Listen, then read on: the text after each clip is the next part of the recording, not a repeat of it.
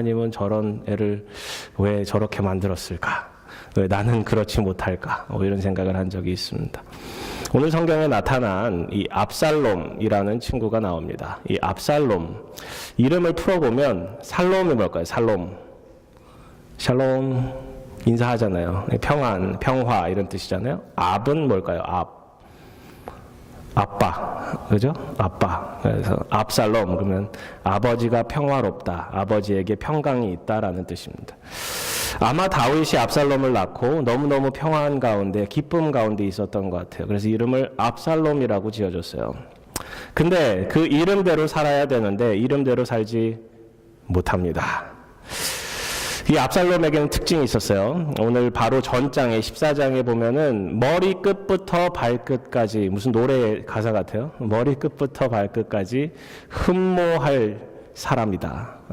정말 위대한 사람이다. 그 머리털, 그 당시에는 머리털이 굉장히 소중했나 봐요. 그 머리털을 매년 잘랐는데 그 무게가 2.2kg래요. 머리털 1년에 다 모아도 그 가벼운 게 2.2kg가 되려면 얼마나 강하고 무겁고 튼튼했을까요? 그가 얼마나 육체적으로 강건했는지를 보여줍니다. 잘생겼어요. 키도 커요. 몸매도 좋아요. 근데 그뿐만 아니라 이제 오늘 본문에 보시면 그가 하고자 하는 일이 그 어느 것 하나 흠잡을 것이 없어요. 잘 보세요. 시대를 읽을 줄 아는 사람이었습니다.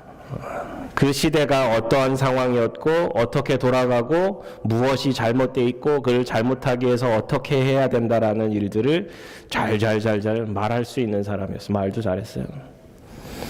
공의를 세울 줄 아는 사람이었습니다. 긍휼을 베풀고 무엇이 잘못되었는지 논리적으로 잘 풀어가서 어떠한 공적인 의의를 세워야 되는지도 얘기할 줄 아는 사람이었습니다.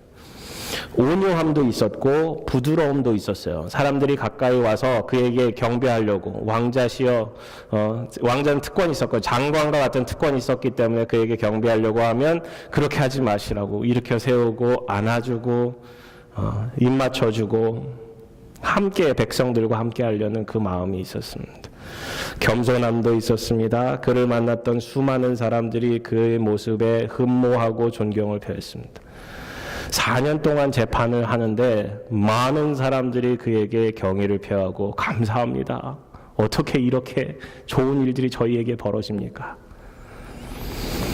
그를 따라다니는 사람들 많았습니다. 봉사정신, 희생정신이 서로를 기쁘게 하였습니다. 이제 그가 다른 곳으로 이동한다고 합니다. 그를 따라서 200여 명이 이동을 합니다. 근데 그에게는 두 가지 얼굴을 가지고 있었습니다. 겉으로 드러나는 삶과 실제적으로 그 속에서 갖고 있는 마음이 완전히 달랐어요. 완전히 달랐어요. 가끔 뉴스를 통해서 두 얼굴을 갖고 사는 사람들의 모습이 등장합니다. 공인이라고 불려지는 사람들의 타락상이 낱낱이 밝혀집니다. 이제는 카메라도 많고 주변에 언론들도 많이 생기고 해서 많은 사람들이 더 이상 숨길 수 없는 시대에 살고 있습니다. 근데 그 죄들이 낱낱이 드러나니까 너무 마음이 아플 때가 많아요. 그죠? 너무 마음이 아플 때가 많아요. 그렇게 믿었고 존경했고 하는 사람들의 그 뒷모습이 결국은 성경에서 말하는 의인은 없나니 하나도 없다라는 말이 들어맞는 것 같습니다. 그 압살롬에 대해서 이해를 하려면 좀 더 그 전으로 넘어가야 됩니다. 사무엘하 11장부터 18장까지 보시면 다윗의 범죄, 바세바를 범하는 범죄로부터 압살롬이 죽는 장면까지 이 장면이 너무 처절하게 그려져 있어요. 11장 다윗이 죄를 범하고 12장 그 죄에 대해서 다루시고 13장부터 이제 아들들의 범죄가 드러나는데 하나님께서 다윗의 범죄에 대해서 세 가지 죄의 결과를 주십니다. 첫 번째, 칼이 영원히 끊기지 않겠다. 내 집안에 칼이 영원히 끊기지 않겠다. 두 번째는 내가 내 눈앞에 내 아내를 빼앗아 내 이웃들에게 주리니 사람들이 내 아내과 더불어 백주에 동침하리라. 세 번째, 네가 은밀히 행했으니까 너의 죄의 결과는 낱낱이 드러나게끔 하나님께서 행하시겠다라는 거예요. 압살롬이 그의 형을 죽입니다. 그리고 압살롬이 그 왕, 자기 아버지를 죽이려고 무진장했습니다. 13장에 보면은 아들 암논이 나옵니다. 큰아들이었습니다. 압살롬의 친누이였고 암논의 이복 동생이었던 다말을 범하는 장면이 나옵니다. 매우 오랫동안 사모하였고 아름다운 누이를 데리고 암논이 같이 자고자 합니다. 그렇게 거부하였는데 힘으로 강압적으로 합니다. 그리고 그 이야기를 들은 압살롬이 매우 분노합니다. 그 이야기를 들은 다윗도 매우 분노합니다. 그래서 잘 생각해 보세요. 11장에 밧세바를 힘으로 범했고 13장에 그 아들 암논이 그 동생 다말을 범합니다. 다윗 왕으로서 치를 해야 하지만 그 아들의 행적들을 바라보며 자신의 죄를 바라보는 거예요. 죄의 결과가 그대로 드러나 있는 거예요. 치리하지 못합니다. 근데 그 치리하지 못한 내용들이 이어져서 압살롬이 암논을 죽이는 장면이 나오는데 보세요. 2년 동안 벼르니다. 근데 암논이 그의 마음에 그거를 숨겨요. 압살롬이 그걸 숨겨요. 그래서 하루는 왕에게 나아갑니다. 양털 깎는 시즌이 되었어요. 양털 깎는 시즌은 그 당시에 축제처럼 벌어졌어요. 그때 일어나는 수학기였기 때문이죠. 왕에게 나아갑니다. 다윗 왕이시여, 우리 같이 가면 어떨까요? 다윗 왕이 안 된다. 같이 못 간다. 그러니까 저희 왕자들 다 가게끔 해 주시옵소서. 압살롬이 청해서 다 왕자들이 다 같이 갑니다. 압살롬은 자기 손에 피를 묻히지 않습니다. 자기 종들에게 암논이 술에 취했을 때 죽이라 명령해 놓습니다. 그리고 실제로 암논이 술에 취했을 때 그 종들이 가서 죽입니다. 이게 이제 칼이 영원히 끝이지 않겠다라는 말씀이 증명이 됩니다. 압살롬 그 왕자는 다 도망갑니다. 왕자들이 다 죽었다는 소문을 듣는데 그게 헛소문이라는 얘기를 알게 되고 왕자는 돌아오지만 압살롬은 자기 외갓집으로 도망을 갑니다. 그리고 거기서 외갓댁에서 3년 동안 지냅니다. 그리고 14장입니다. 요압이 드고아의 지혜로운 여인을 하나를 데려다가 이야기를 풀어갑니다. 그 이야기를 통해서 다윗이 압살롬을 보지 않는 것을, 데려오지 않는 것들을 잘못했다라는 사실을 깨닫게 하고 요압을 통해서 이제 압살롬을 데리고 옵니다. 3년이 지난 터였어요. 데리고 왔는데 압살롬을 만나려고 하니 압살롬이 너무 보고 싶었어요, 다윗이. 근데 압살롬이 와 있는데 압살롬을 보면 죽은 암논이 생각이 나는 거예요. 볼 수가 없는 거예요. 그리고 나서 2년 동안 보질 않습니다. 그리고 압살롬이 요압에게 가서 이제 자기 아버지를 좀 만나게끔. 당시 왕은 대단한 권력을 갖고 있었습니다. 그리고 왕자들은 장관직을 겸하고 있었는데 그 왕자들이 왕을 보지 않는다라는 것은 그만큼 다음 왕의 서열에서 밀려나 있는 거예요. 압살롬은 왕을 2년 동안 안 봤으니, 그 전에 3년 동안 도망 다녔으니 이제 5년 동안 왕을 만나지 못한 거예요. 그 서열이 얼마나 많이 밀려 있었겠어요. 그 권한은 얼마나 많이 바닥에 있었겠어요. 그 권력을 탐하고자 하는 그 불 끓는 그 욕망이 드러납니다. 그리고 압살롬은 자기를 데려왔던 요압의 이제 보리밭을 불을 사르고 요압을 통해서 왕에게 가게끔 만듭니다. 그리고 왕이 이제 드디어 5년 만에 압살롬을 만납니다. 자기 아들 암논을 죽인 자기의 또 다른 아들. 만날 때마다 평화롭지 않아요. 아이러니죠. 이름이 평화로운 건데. 그리고 나서 그 만나는 장면이 오늘 본문의 바로 전절인 33절에 있어요. 33절 잠깐 보시면 요압이 왕께 나아가서 그에게 아뢰되 왕이 압살롬을 부르니 그가 왕께 나아가 그 앞에서 얼굴을 땅에 대어 그에게 절하매 왕이 압살롬과 입을 맞추니라 이라는 구절이 있어요. 아버지와 아들의 관계는 나타나지 않아요. 왕과 신하의 관계만 나타나 있습니다. 아버지와의 관계는 이미 다 끊어진 거예요. 억지로 이 일을 만들어냈어요. 압살롬이 왕을 만나기 위해서, 자기가 갖고 있는 그 욕망을 탐하기 위해서 왕자로 인정을 받고자 합니다. 그리고 왕자로 인정을 받고 자기 속에 막 감춰두었던 야망이 드러납니다. 왕이 되어야겠다는 것입니다. 압살롬은 아까도 말씀드렸지만 겉으로 너무 아름다운 사람이었어요. 누가 봐도 그 사람이 왕이다라고 얘기했어요. 사울이 처음 왕이 됐던 것과 비슷한 그러한 일들이 벌어집니다. 잘생겼습니다. 일도 잘합니다. 말도 잘합니다. 정직해 보입니다. 겸손해 보입니다. 근데 그 속에 감추어져 있는 타락된 그 욕망은 잘 드러나지 않습니다. 우리 속에 그러한 권력, 힘, 능력, 지배, 이거에 대한 욕망은 누구나 가지고 있습니다. 그죠? 돈에 대한 욕망, 뭔가를 지배하고 싶은 거죠. 돈 있으면 권력에 대한 욕망, 성에 대한 욕망.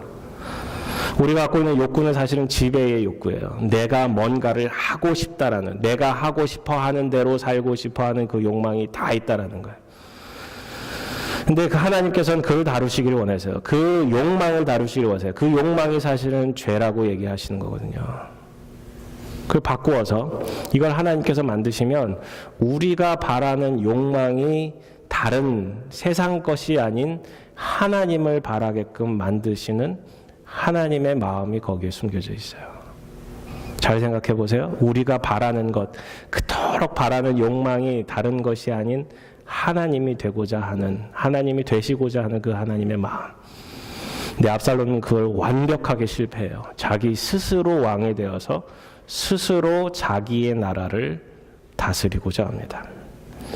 어떻게 그러한 일들이 벌어진지 같이 바라보기를 원합니다. 무엇 때문에, 어떤 과정 때문에 압살롬은 스스로 왕이 되어갔을까요? 첫 번째 1절부터 6절까지 보시면 사람들에게 마음을 사기 위해서 일합니다. 그 후에 압살롬이 자기를 위하여 병거와 말들을 준비하고 호위병 50명을 그 앞에 세우니라. 압살롬이 일찍이 일어나 성문 길 곁에 서서 어떤 사람이든지 송사가 있어 왕에게 재판을 청하러 올 때에 그 사람을 불러 이르되 어느 성읍 사람이냐 하면 그 사람이 대답이 종은 이스라엘 아무 지파에 속하였나이다 하면 압살롬이 그에게 이르기를 보라 내 일이 옳고 바르다마는 내 송사를 들을 사람을 왕께서 세우지 아니하셨다 하고. 잘 보세요. 압살롬은 자기를 위해서 호위병을 준비합니다. 병거와 말들을 준비합니다. 이거는 사실은 그 전에 신명기 17장과 사무엘상 8장에서 왕을 세우고자 하는 사람들에게 경고하신 하나님의 말씀이었어요. 분명히 왕이 세워지면 병거와 말들을 세울 것이고 당신들을 괴롭힐 것이다라는 거예요. 당시 이방 나라들이 행하던 거예요. 화려하게 뭔가 드러내는, 자신들의 권위를 드러내고 싶어 할 때 쓰이는 것이었어요. 이스라엘에는 병거가 없었어요.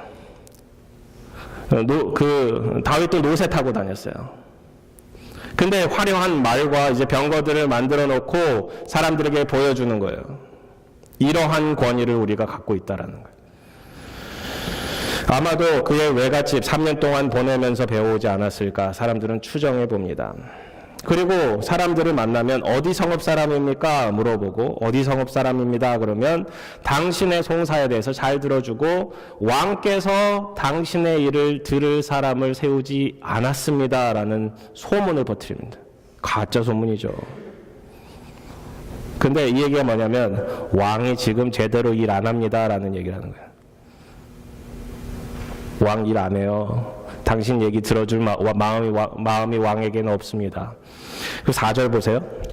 또 압살롬이 이르기를 내가 이 땅에서 재판관이 되고 누구든지 송사나 재판한 일이 있어 내게로 오는 자에게 내가 정의를 베풀기를 원하노라. 주어가 뭐예요? 나. 1절에 압살롬이 병과 말들을 자기를 위해 준비했다 그러고요. 정의는 자기에게 있다 그러고요. 사람들로 하여금 자기에게 오게끔 만들어요. 자기 중심이에요. 아이가 센터된 거예요. 그리고 사람이 가까이 와서 그에게 절하려 하면 압살롬이 손을 펴서 그 사람 붙들고 그에게 입을 맞춥니다. 절하려고 하면 손을 펴서 그를 붙드는 거예요. 그리고 입을 맞추는 거예요. 세워주고 같이 입을 맞춰주는 거예요. 친구다, 우리는 친구다, 우리는 관계가 있다라는 것들을 드러내주는 거, 보여주는 거, 쇼오프하는 거예요. 이스라엘 무리 중에 왕께 재판을 청하러 오는 자들마다 압살롬의 행함이 이와 같으니, 이스라엘 사람의 마음을 압살롬이 어떻게 했다고요? 훔쳤어요. 스틸 했다라고요. 압살롬은 사람들과 이야기를 하면서 부왕의 잘못, 자기 아버지의 잘못을 이야기했을 것입니다. 자기의 위치에서 선하게 행동해야 되는데 다른 사람의 위치를 빼앗아, 아무도 이를 재판관으로 세우지 않았는데 사람들의 위치를 빼앗아, 다윗의 위치를 빼앗아 스스로 판단하고 스스로 정의를 세워가고자 합니다. 재미있는 것은 사람들의 이야기를 잘 들어줍니다. 그리고 사람들의 이야기에 맞게 이야기를 해줍니다. 그들의 목적은 정의를 세우는 것이 아니라 사람들의 마음을 사는 데 있었어요. 인기를 얻는 데 목적이 있었어요. 이런 일들이 다윗에게 들렸을 거예요. 다윗은 자신에게 재판으로 온 사람들이 빼앗겨 재판을 압살롬에게 가는 것을 바라보고 사실 아무 일도 하지 못합니다. 어떤 액션을 취하기보다 그냥 두는 편이 낫겠다 생각했을 거예요.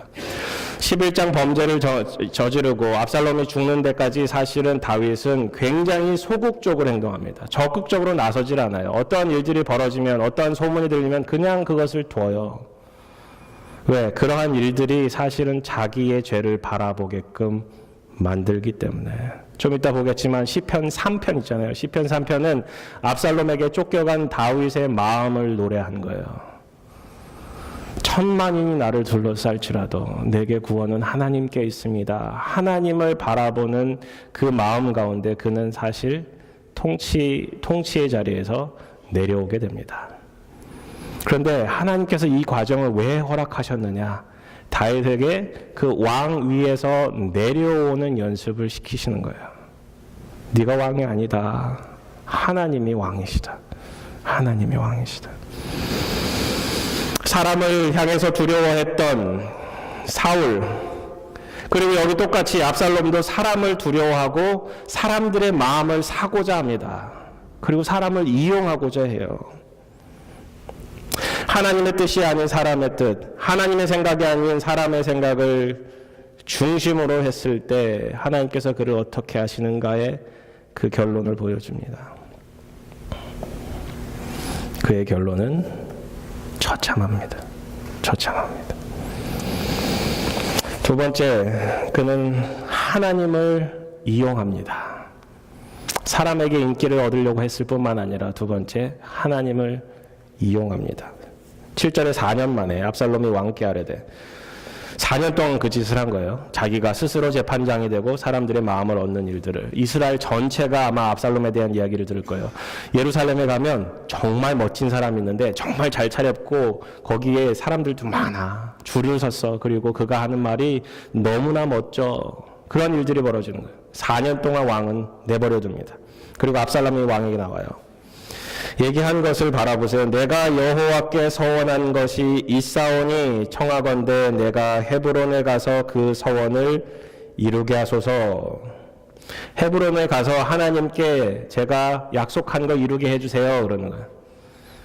다윗이 물어봐야 되는데 안 물어봐요. 약속한 게 뭔데? 몰라요. 물어보지 않아요. 구체적으로 설명도 안 해요. 그리고 8절에 당신의 종이 아람 구술에 있을 때에 서원하기를 만일 여호와께서 반드시 나를 예루살렘으로 돌아가게 하시면 내가 여호와를 섬기리이다 하였나이다. 조건적이에요. 제가 여호와를 섬기겠습니다라는 선언도 아니고 예루살렘으로 돌아가게 하시면 여호와를 섬기겠습니다. 왕이 그에게 이르되 평안히 가라 하니 그가 일어나 헤브론으로 가니라. 이 압살롬은 다윗 왕이 하나님을 경배하는 사람임을 알았어요. 그러니까 하나님에 대해서 얘기하면 다윗이 좋아할 것이라고 생각했어요. 그 다윗의 허락을 받고 사람들을 이끌고 헤브론을 내려갑니다. 헤브론은 다윗 왕이 처음 통치를 시작한 곳이에요. 7년 반을 거기서 했어요. 그리고 예루살렘에 옮겨와서 거기서 33년이 있었어요. 헤브론은 압살롬이 태어난 곳이에요. 자기 고향과 같아요. 사람들의 마음을 얻기에는 너무너무 좋은 곳이었어요. 그리고 예루살렘으로 진격하여 왕의 자리를 찬탈하는 데는 그만큼 좋은 일들이 없었어요. 그는 하나님을 이용합니다. 왕을 파괴하고 싶은 마음이 그 속에 담겨 있습니다. 그 목적을 달성하기 위해서 하나님을 이용하는 모습이 오늘 본문에 드러납니다. 이 이후로 그는 하나님을 경배한 적이 없습니다. 헤브론에 갔다가 예루살렘에 와서 왕의 후궁들을 범합니다. 압살롬을 통해서 하나님께서 얘기하셨던 죄의 바세바를 범한 죄의 결과들이 온전히 이루어집니다. 이런 얘기 물어보면 어떻게 반응하실지 모르겠는데 혹시 하나님 이용해 보신 적 있으세요? 하나님을 take advantage, 내 목적을 위해서 이용해 보신 적 있으세요? 신성 모독 같을 수도 있는데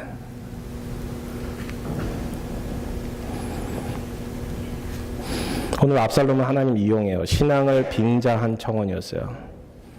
부정을 위한 거짓된 청원이었어요.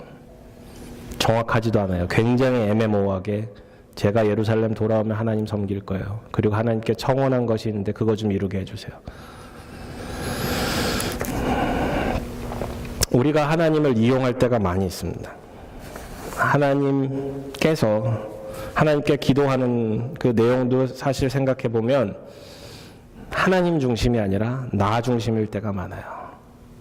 그죠? 하나님께 간구하는 것, 특별히 요청하는 것, 정말 예수님께서 하셨던 그 기도, 내 뜻대로 마옵시고 아버지의 뜻대로 하여 주시옵소서. 이 기도가 정말 우리의 모든 기도를 지배한다면 우리의 기도가 많이 달라질 텐데 우리의 기도는 여전히 내가 중심일 때가 많아요. 유기성 목사님의 예수님의 사람 성경 공부를 이렇게 준비하고 바라보다가 깨닫게 된 내용이에요. 사람들은 성령의 충만을 구합니다라고 얘기하세요. 성령의 충만에 대한 내용인데 성령의 충만을 간구합니다. 성령의 충만을 위해서 기도하기도 하고 성령 충만해야 합니다라는 사실을 선포하기도 하고 바라보고 그렇게 살아갑니다. 그런데 실제적으로 성령 충만을 경험하는 경우들은 많지 않습니다. 그걸 바라본 거예요. 그 얘기를 생각해보며 왜 하나님께 성령 충만을 간구하면 성령 충만하게 해주셔야 되는데 왜 해주시지 않습니까? 하나님께 따지듯 물었대요. 하나님께서 그런 마음을 주셨대요. 네가 정말 성령 충만을 간구했니? 성령 충만을 간구하지 않았기 때문에 성령 충만함이 없는 거야 라는 마음을 주시기 시작했대요. 하나님, 제가 얼마나 부르짖고 얼마나 금식하고 주님께 나아가 성령 충만함을 기대했는데 왜 하나님은 제가 성령 충만함을 간구하지 않았다라고 얘기를 하세요. 근데 하나님께서 그런 마음도 주시더래요. 성령을 채우기보다 성령의 능력을 채우기를 원하지 않니? 라는 거예요. 좀 다르죠? 그죠? 그분이 성령을 간구했던 목적을, 그 기반을 생각해 보니까 하나님의 말씀을 좀 잘 전달하고 싶은 욕망이 있었던 거예요. 교회가 좀 성령 충만함으로 갔으면 좋겠다는 생각이 있었던 거예요. 그게 사실 하나님을 위해서 간구한 건데 실제적으로는 자기를 위한 거였다라는 사실을 깨닫게 된 거죠. 내가 정말 성령을 간구하는가? 아니면 성령이 주시는 능력을 간구하는가? 때로는 우리가 성령으로 가득 채우는 것을 간구하지만 치유의 능력, 방언의 능력, 예언의 능력, 사랑의 능력, 그 능력 가지고 뭔가 하기를 간구할 때가 많다라는 거예요. 그죠? 성령 자체를 사모하기보다 성령으로 이어지는 바이 프로덕트를 사모한다는 거예요. 오늘 교회 나오시면서 무슨 이유로 나오셨어요? 제가 이 말씀 준비하고 오늘 아침에 일어나면서 마음이 좀 무거운 거예요. 내가 오늘 아침에 교회를 왜 가는가 물어봤어요. 스스로. 제가 왜 왔을까요, 여기에? 설교하러 왔어요. 사역하러 왔어요. 해야 되는 일이니까. 혹시 주일날 교회 오시는 이유가 주일 성수하기 위해서 오셨어요? 주일 거룩해 지키라 했으니까. 40대 한 남성이 할머니, 어머니인 나이가 드신 할머니와 이제 실갱이를 벌입니다. 주일 아침이었습니다. 이 40대 아들이 교회 가기 싫다는 게 주된 이슈였습니다. 어머니, 저 오늘 교회 안 갈랍니다. 교회 가기 싫어요. 왜 안 갈라 그러니? 세 가지 이유 때문에 안 갈라 그래요. 첫 번째, 선데이 아침에 좀 잠 좀 많이 잤으면 좋겠는데 아침에 일어나서 교회 가려고 하니 얼마나 피곤한지 모르겠어요. 잠 좀 잘 수 있으면 좋겠습니다. 두 번째, 성가대가 불협화음이 있어서 그거 듣기 싫어요. 성가대가 너무 못해요. 세 번째, 요즘 장로님들의 기도가 너무 길어졌어요. 너무 지겨워요. 예배 자체가 너무 지겨워요. 어머니가 대답해 줍니다. 교회는 사람 보고 가는 거 아니잖아. 하나님 보고 가는 거잖아. 두 번째, 성가대가 좀 못해도 장로님 기도가 길어도 예배는 주님 보고 드리는 거잖아. 그죠? 예배는 선택이 아니잖니? 우리가 주님께 드려야 되잖아. 세 번째, 네가 안 가면 누가 설교하니? 그랬어요.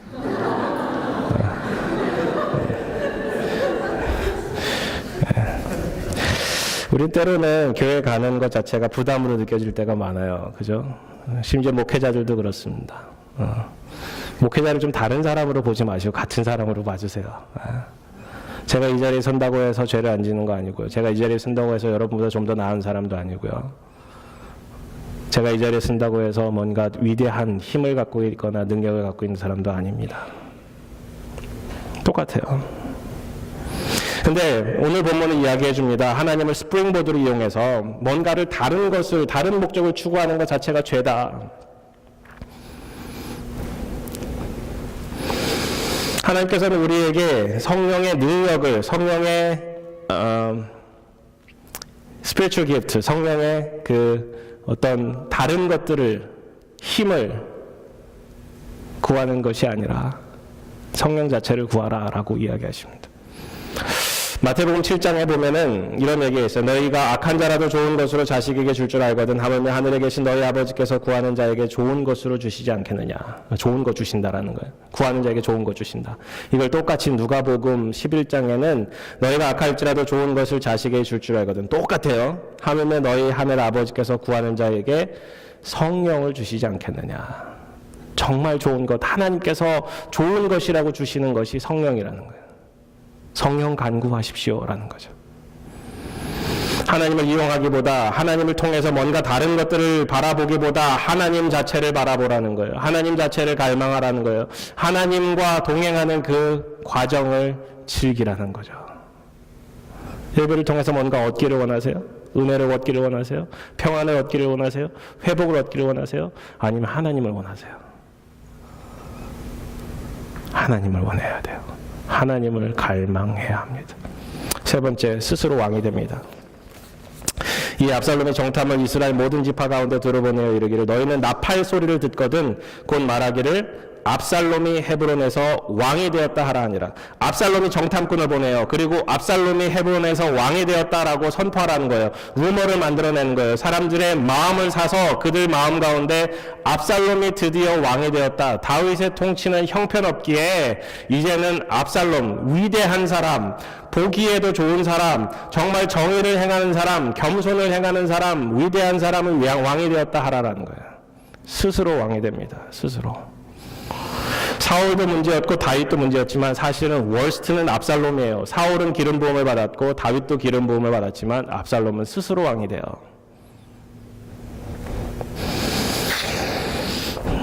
그때 청함을 받은 200명이 압살롬과 함께 예루살렘에서부터 헤브론으로 내려갔으니 그들은 압살롬이 꾸민 그 모든 일을 알지 못하고 그저 따라가기만 한 사람들이라. 제사 드릴 때에 압살롬이 사람을 보내 다윗의 모사 길로 사람 아히도벨을 그의 성읍 길로에서 청하여 온지라.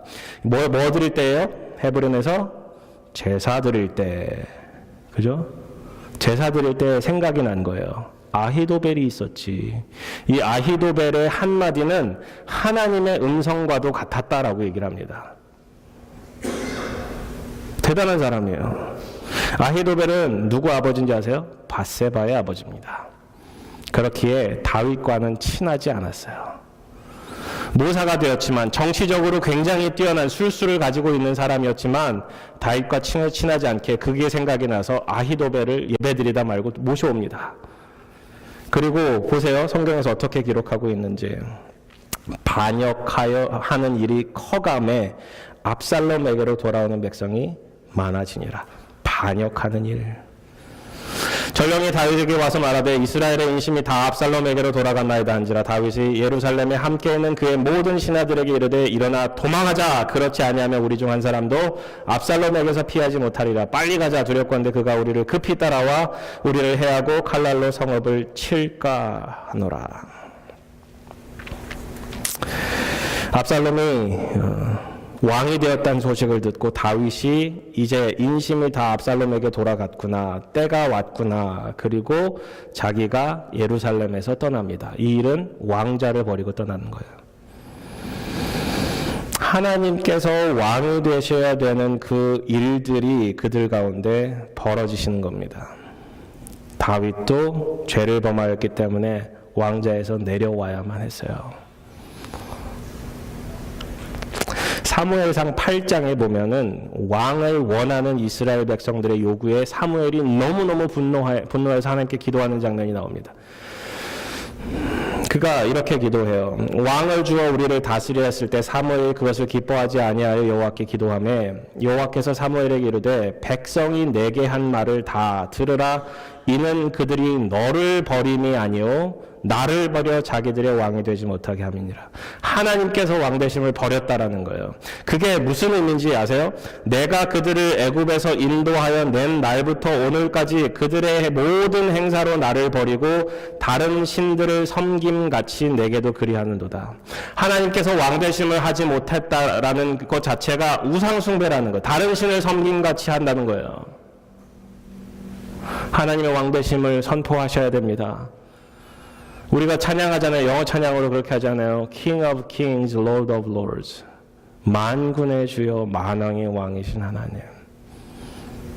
근데 실제적으로 그렇습니까? 하나님이 우리의 정말 왕이 되어주세요. 통치하고 계세요? 하나님 나라가 우리 가운데 임하고 계신가요?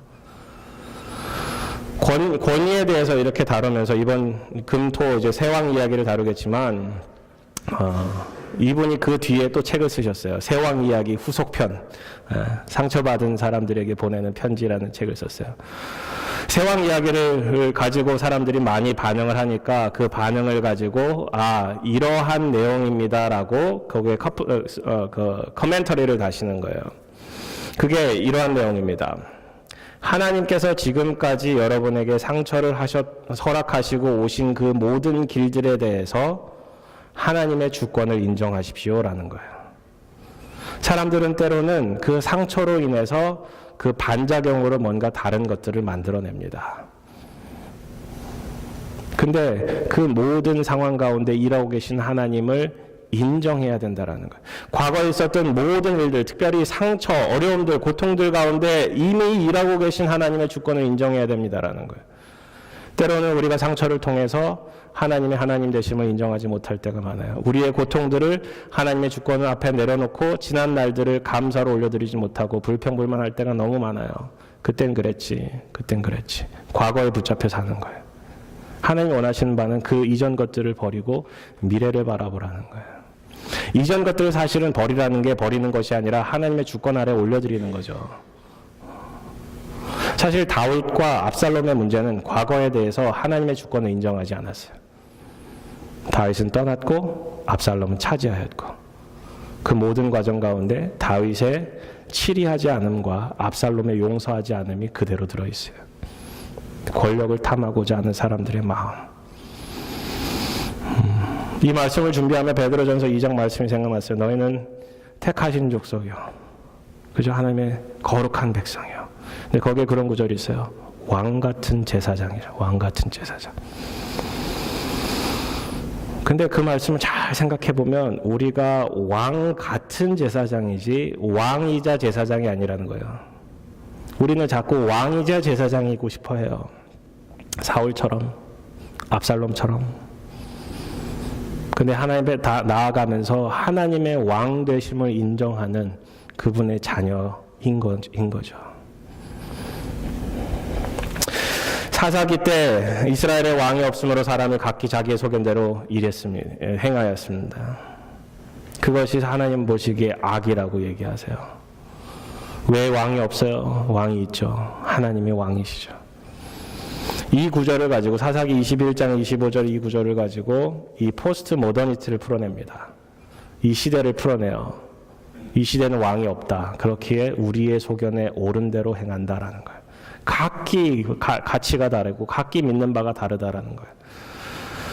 이 시대입니다. 우린 다시 돌아가야 합니다. 성경으로 돌아가야 합니다. 하나님의 왕 되심을 인정하며 살아야 합니다. 세왕 이야기를 통해서 주시는 하나님의 말씀을 나누고자 합니다. 사울, 다윗, 압살롬 모두 왕으로서의 삶을 살고자 하였습니다. 저마다 성과를 내었고 저마다 사람들의 지지와 칭송을 받았습니다. 사울과 다윗은 하나님께서 직접 세우신 분이었고 압살롬은 그렇진 않았지만 스스로 왕이 되고자 했던 사람입니다. 저마다 색깔을 가지고 살아갑니다. 권력을 탐하고자 하는 우리네 속성과도 무지하게 닮아 있습니다. 내가 하고 싶어 하는 것. I-centeredness. 다윗은 거기서 내려옵니다. 이걸 경험해요. 자기의 왕위에서 내려옴을 경험합니다. 그 내려오면서 하나님을 바라봐요. 시편 3편으로 잠깐 가실게요. 성경 있으시면 시편 3편 잠깐 읽고 저희 마치고자 합니다.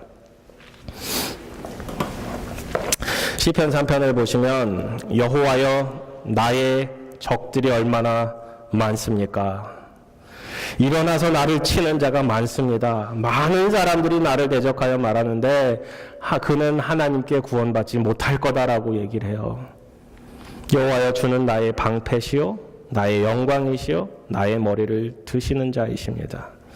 내가 여호와께 부르짖으니 주님께서는 그의 성산에서 응답하십니다. 내가 누워 자고 깨었으니 여호와께서 나를 붙드십니다. 천만이 나를 애워싸워 진친다 하여도 나는 두려워하지 아니합니다. 여호와여 일어나소서 나의 하나님이여 나를 구원하소서. 주께서 나의 모든 원수의 뺨을 치시며 악인의 일을 꺾으셨나이다. 구원은 여호와께 있사오니 주의 복을 주의 백성에게 내리소서. 자신의 왕위를 회복해 달라거나 하나님 보시기에 악을 다 제거해 주시고 제가 다시 돌아가게 해 주십시오라는 간구가 없어요. 자신의 고통 가운데 어려움 가운데 주님께 구원이 있으니 저를 구원해 주시옵소서라는 구절만 있습니다. 하나님께서는 그를 다시 왕위로 회복시켜 주세요. 압살롬의 마지막은 어떻게 되는지 아세요? 그가 말을 타고 막 가다가 상수리 나무에 머리가 걸려요. 대롱대롱 매달려 있는 것을 요압 장군이 보고 사람들 데려다가 그를 찔러 죽입니다. 마지막에요. 다윗 왕 잡으러 가다가 그렇게 죽어요. 아히도벨은 모든 책략을 쓰지만 결국은 그 책략이 들지 않자 사람들이 듣지 않자 자기 집으로 가서 모든 걸 정리하고 자살해버려요. 그리고 이제 19장에 보면 이제 하나님께서 다시 다윗 왕을 세워가시는 장면이 있습니다. 하나님께서 쓰시는 사람은 그렇습니다. 하나님께 왕위가 있음을, 우리 통치가 하나님께 있음을 온전히 고백하는 사람이 하나님께서 쓰시는 사람입니다. 이것을 기억하고 우리 지난 날들도 하나님의 통치가 있고 지금도 하나님의 통치가 있고 앞으로도 하나님의 통치가 있음을 고백하며 영원한 하나님 나라를 꿈꾸며 그 하나님의 통치가 완벽히 이루어지는 그날을 구원이라 부르며 우리 같이 나아갔으면 좋겠습니다. 같이 기도하시겠습니다.